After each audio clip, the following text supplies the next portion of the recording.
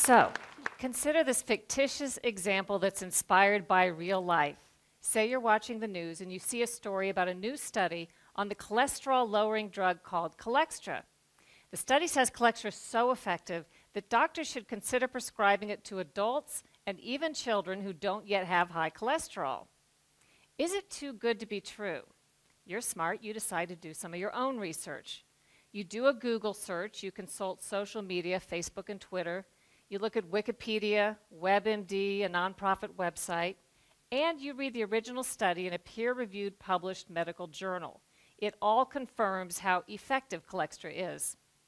You do run across a few negative comments and a potential link to cancer, but you dismiss that because medical experts call the cancer link a myth and say that those who think there is a link there are quacks and cranks and nuts. Finally, you learn that your own doctor recently attended a medical seminar. The lecture that he attended confirmed how effective Cholextra is, so he sends you off with some free samples and a prescription. You've really done your homework. But what if all isn't as it seems? What if the reality you found was false? A carefully constructed narrative by unseen special interests designed to manipulate your opinion. A Truman Show-esque alternate reality all around you. Complacency in the news media combined with incredibly powerful propaganda and publicity forces mean we sometimes get little of the truth. Special interests have unlimited time and money to figure out new ways to spin us while cloaking their role. Surreptitious astroturf methods are now more important to these interests than traditional lobbying of Congress. There's an entire industry built around it in Washington. What is astroturf? It's a perversion of grassroots, as in fake grassroots. AstroTurf is when political, corporate, or other special interests disguise themselves and publish blogs, start Facebook and Twitter accounts, publish ads, letters to the editor, or simply post comments online to try to fool you into thinking an independent or grassroots movement is speaking. The whole point of AstroTurf is to try to give the impression there's widespread support for or against an agenda when there's not. AstroTurf seeks to manipulate you into changing your opinion by making you feel as if you're an outlier when you're not. One example is the Washington Redskins name. Without taking a position on the controversy, if you simply were looking at news media coverage over the course of the past year or looking at social media, you'd probably have to conclude that most Americans find that name offensive and think it ought to be changed. But what if I told you 71% of Americans say the name should not be changed? That's more than 2/3. AstroTurfers seek to controversialize those who disagree with them.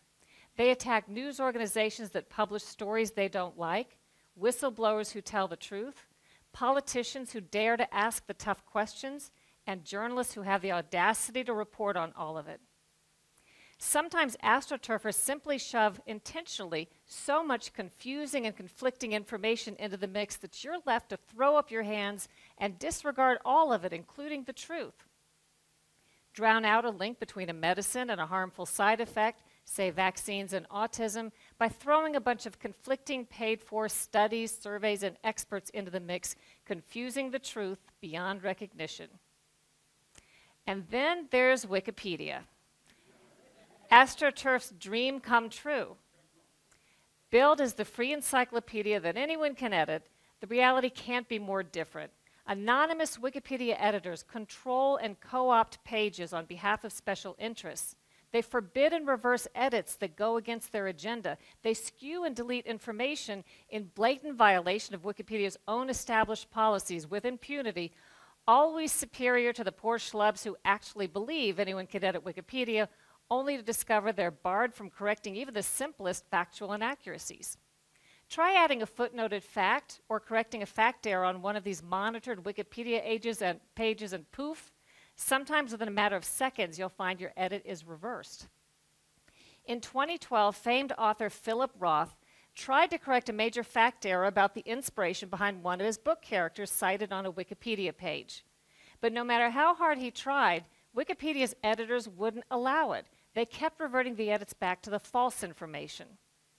When Roth finally reached a person at Wikipedia, which was no easy task, and tried to find out what was going wrong, they told him he simply was not considered a credible source on himself.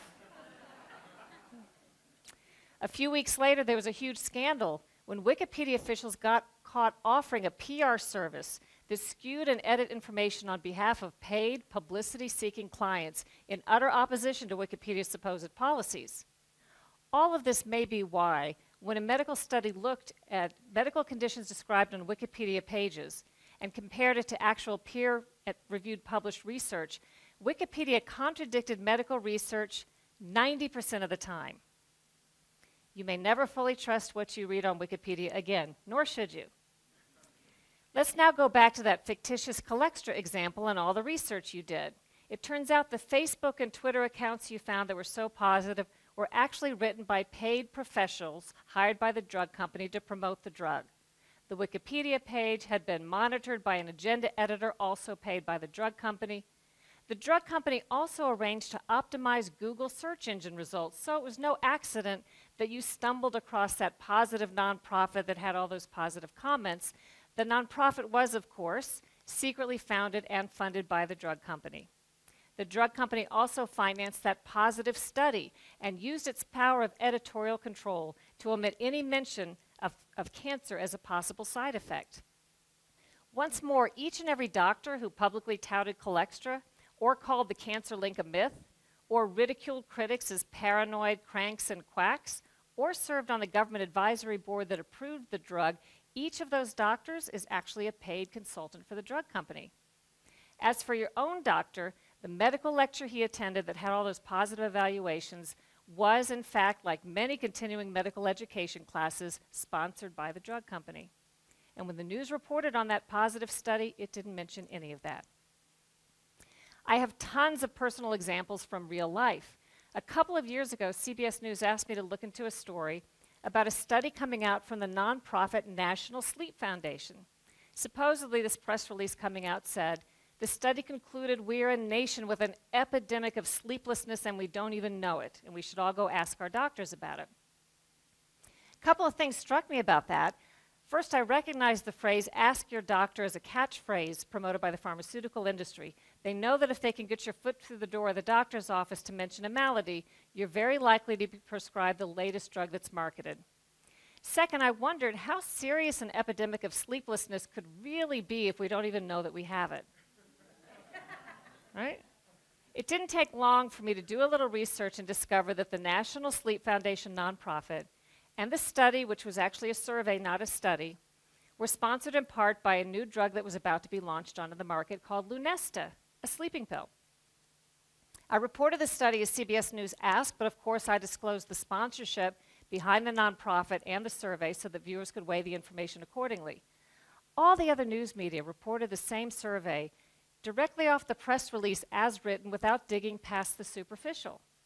It later became an example written up in the Columbia Journalism Review, which quite accurately reported that only we at CBS News had bothered to do a little bit of research and disclose the conflict of interest behind this widely reported survey. So now you may be thinking, what can I do? I thought I'd done my research. What chance do I have separating fact from fiction, especially if seasoned journalists with years of experience can be so easily fooled? Well, I have a few strategies that I can tell you about to help you recognize signs of propaganda and AstroTurf. Once you start to know what to look for, you'll begin to recognize it everywhere.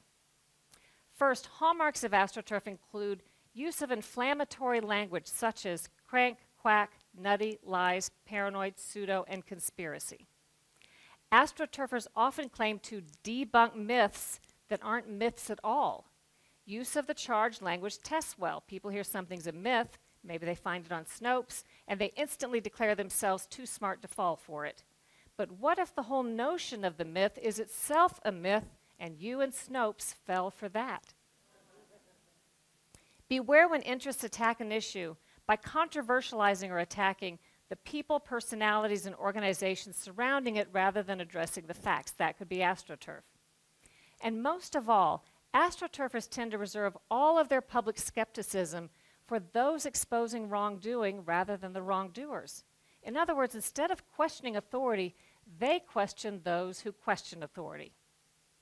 you might start to see things a little more clearly. It's kind of like taking off your glasses and wiping them and putting them back on and realizing for the first time how foggy they'd been all along. I can't resolve these issues, but I hope that I've given you some information that will at least motivate you to take off your glasses and wipe them and become a wiser consumer of information in an increasingly artificial, paid-for reality. Thank you.